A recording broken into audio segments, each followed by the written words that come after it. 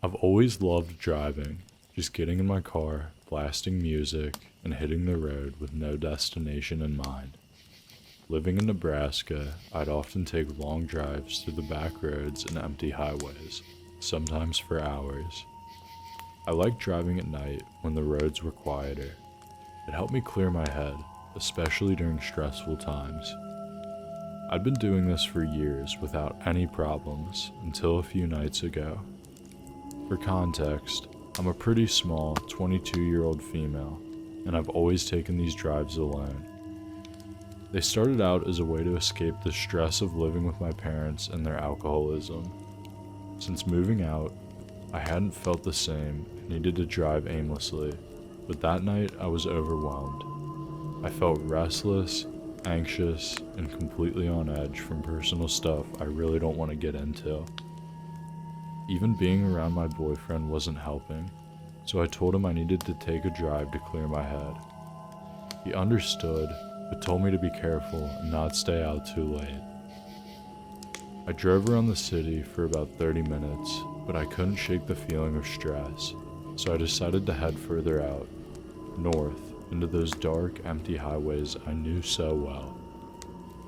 The roads were nearly deserted. I kept my speed steady at 65, slowing on sharp turns just in case a deer jumped out. Snow covered the barren fields on either side, the trees skeletal and lifeless. It was the kind of quiet, desolate scene you'd expect from a horror movie, with no houses in sight, just me, my headlights, and the endless dark. The only sign of life was the occasional flicker of a farmhouse light miles back from the road. It was a little after 11 when I told myself I'd turn back once I hit this roundabout I was familiar with. It split off toward a small town or back to the city. I figured I had maybe 15 or 20 minutes before reaching it. Nothing felt out of the ordinary until I saw the car. Up ahead, maybe a quarter-mile away, was a dark-colored sedan pulled halfway onto the shoulder, hazards flashing. The driver's side door was open, which struck me as odd. As I slowed down and moved toward the opposite side of the road to pass, I noticed what looked like blood smeared on the inside of the open door. There was no one in the car, no one on the road, just me. Now, cell service is practically non-existent on these roads, so when I glanced down at my phone, of course, no signal. I'm not naive. I've watched enough true crime shows to know how bad this looked. Every part of me was screaming to keep driving. But there was still this small voice in my head saying, what if someone's actually hurt? What if they're freezing out there? I slowed even more, but kept the car moving, rolling down my window just a crack and shutting off the music. Hey, anyone there? Are you okay? Nothing. I thought about driving off, but guilt held me there. I decided I'd call out one more time. If there was no response, I'd leave and call the police the moment I got service. Hey, what happened? Do you need help? Silence. Then, rustling from trees nearby. A gruff male voice called back, "Yeah." At first, I felt relief. Someone was there, but I was about to stop the car completely. I noticed three things all at once. 1. The car had no visible damage despite the blood on the door. 2. In my rearview mirror, I saw someone step out from behind the sedan, moving toward my car, fast. They were wearing a mask, not a ski mask or anything practical. It looked like one of those horror movie masks, like something from The Purge, and they were holding something long and heavy. A tire iron? A crowbar? I couldn't tell, but it didn't matter. I floored it. The car fishtailed slightly on the icy road before straightening out. My window was still open, so I could hear shouting behind me. Definitely a man's voice, though I couldn't make out the words. My heart was racing so hard, I Felt like I could hear it over the sound of the engine. I glanced in my rear view again. The man was just standing there, watching me drive off. But then I saw movement. A second man emerged from the tree line. Same creepy mask. No sign of blood on either of them. I don't know how fast I was going, but I didn't let up until I made it to the roundabout. I turned back toward the city, speeding the whole way. When I finally saw the lights of a Walmart parking lot, I pulled in, parked, and completely broke down. My hands were shaking so badly, I could barely grab my phone. I called my friend who's a police officer. Through panicked sobs, I told him everything. He asked if I was safe, if anyone had followed me, and where exactly this had happened. Since it was out of city limits, he said he couldn't respond directly, but would call the local sheriff's office and send someone out to take my statement. While waiting for the police, I called my boyfriend. I could hear the fear in his voice as I told him what happened. He offered to come pick me up immediately, but I told him I needed to wait for the police. When the officers arrived, I gave them every detail I could remember. The dark sedan, the masks, the tire iron, the bits of the license plate I could recall. I told them about the blood, the voice in the woods, and how both men seemed completely unharmed. They said they'd check the area, but didn't sound too helpful. No cameras out there, no clear description beyond the masks in the car. I hadn't even gotten the full plate number, just a few digits. Since then, I haven't heard anything back. No updates, no leads. And honestly, I don't know if I want to know what they were planning.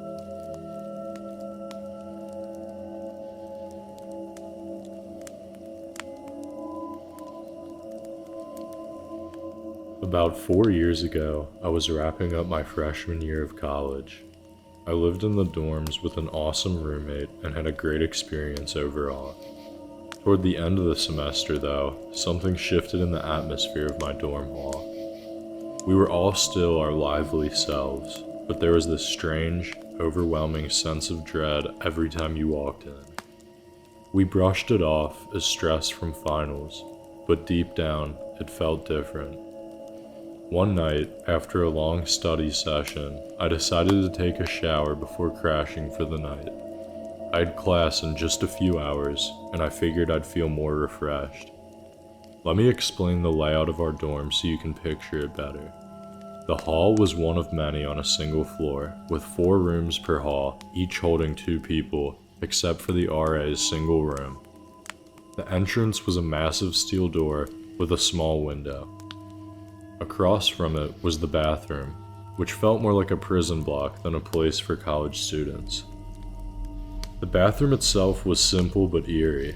As you walked in, there were 2 sets of sinks, each with 2 basins, one on the left and one on the right.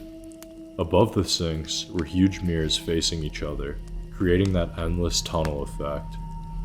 Past the sinks were 2 urinals and a toilet stall on the left, with 2 showers on the right.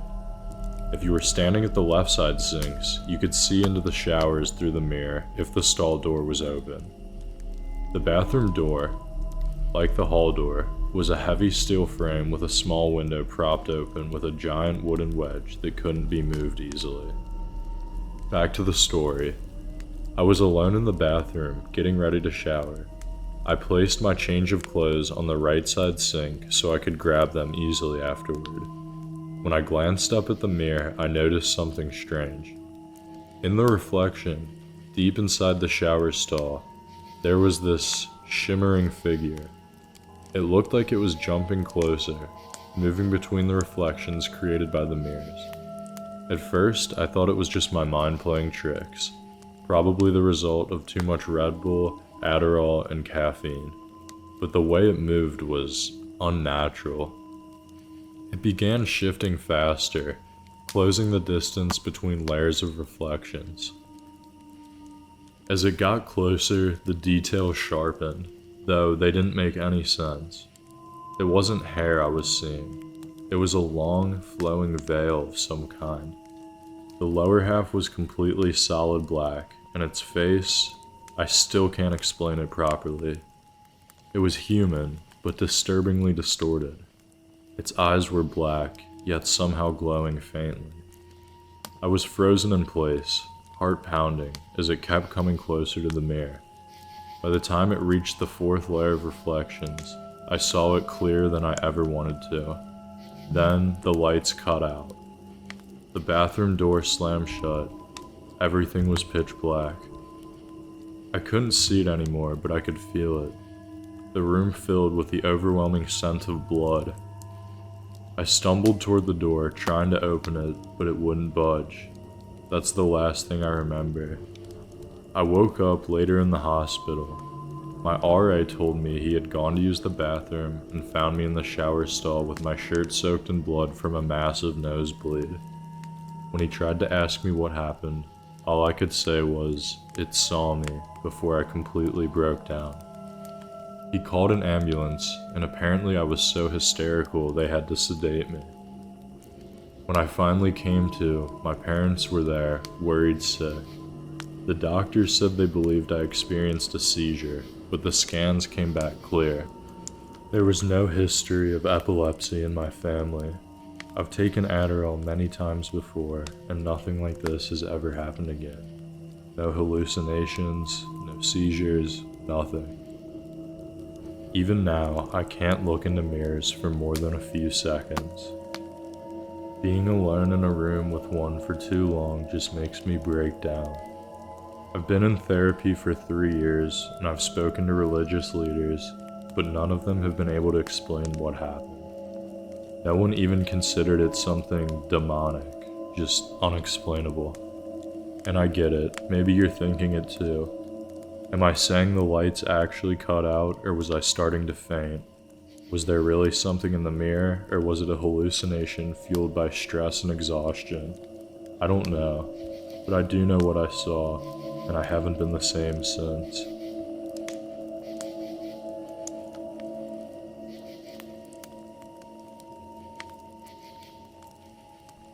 This happened a few years ago. It was late, around 1:30 or 2 a.m. I was living with a boyfriend who was honestly pretty abusive. That night, we had gone to a party, and he got jealous over something completely harmless. Not even an hour after we got home, he threw me out onto the front porch and locked the door behind me. I was still wearing the same outfit I had worn to the party, freezing cold and completely helpless. My phone, purse, and wallet were all inside with him. I knocked and begged for him to let me in, but when he turned off the lights both inside and outside the house, I knew he wasn't going to. I thought about knocking on a neighbor's door, but I didn't want to cause trouble or make him even more mad, so instead, I decided to walk to a gas station just under a mile away, hoping I could borrow their phone and call a friend to see if I could stay with her for the night. Not long into the walk, a tall white pickup truck appeared, heading in the opposite direction. I kept my head down, trying not to make eye contact for obvious reasons, but then I heard the truck slow down and stop. My stomach dropped as I heard it make a U-turn. My heart started pounding, but I forced myself to keep walking, speeding up just a bit. The truck pulled up next to me.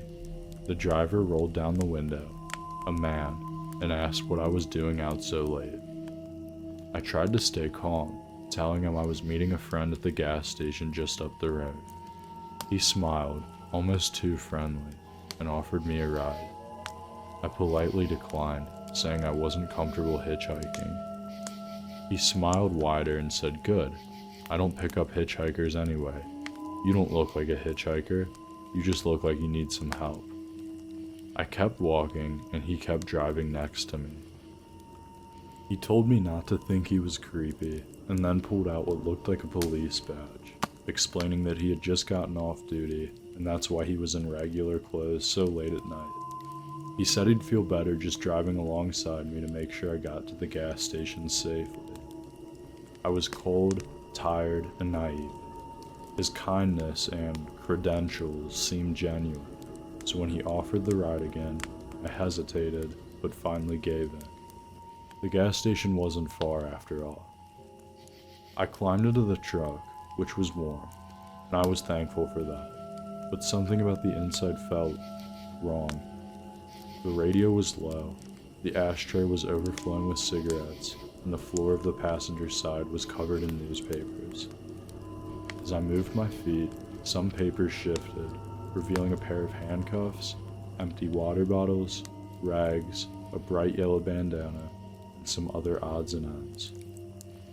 He noticed me looking and casually said it was his hunting truck, apologizing for the mess.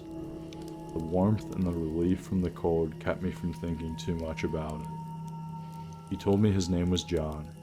He asked why I was dressed so lightly without a jacket, so I explained about the party and the fight with my boyfriend. He listened, and even joked that he could go back and arrest him if I wanted. He seemed charming and very attentive to my situation. Then he started talking about his own life, his wife, 2 kids, and a dog. I told him it sounded like the perfect family, and he laughed, agreeing. It was around that point it clicked. I should ask to borrow his phone. I told him I just needed to call my friend. He hesitated, then said no, mentioning he needed to save his battery. That's when I started feeling really uneasy.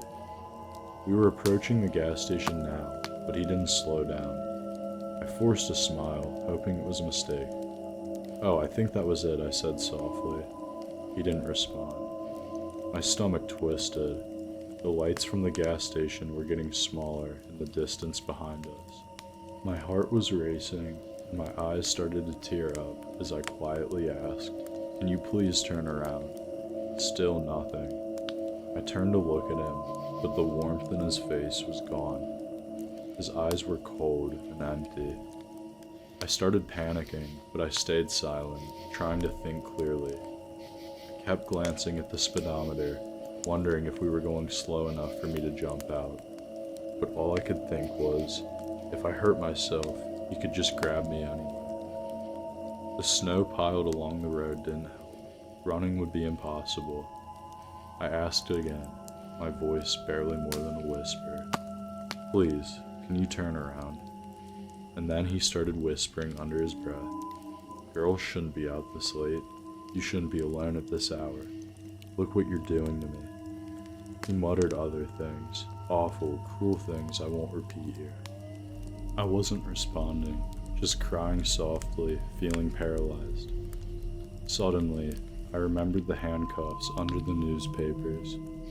Using the tips of my shoes, I carefully pushed them under my seat as far away as I could, trying not to make noise. Eventually, he pulled off the road in a wooded area, turning off the engine. Coldly, he said, "Something's wrong with the truck. Get out with me so we can check the bed." I dug my nails deep into the center console and started sobbing, pleading, "Please, John, I'm so cold. I'm scared." I was trying everything I had heard. Humanize yourself. Use their name. He stared at me for what felt like forever. Then, without a word, he got back into the truck and turned off the headlights. Everything around us went dark blue.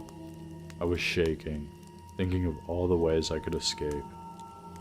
Finally, after what felt like years, I softly asked if his wife and kids would be worried. He said flatly, "I don't have a wife or kids. My house is empty." I whispered, "What are you thinking about?"